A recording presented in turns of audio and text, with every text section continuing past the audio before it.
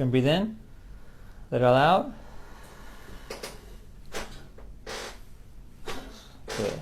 Did that hurt the rib at all? No. Okay, good. Okay, so now we're going to bring the table up like this.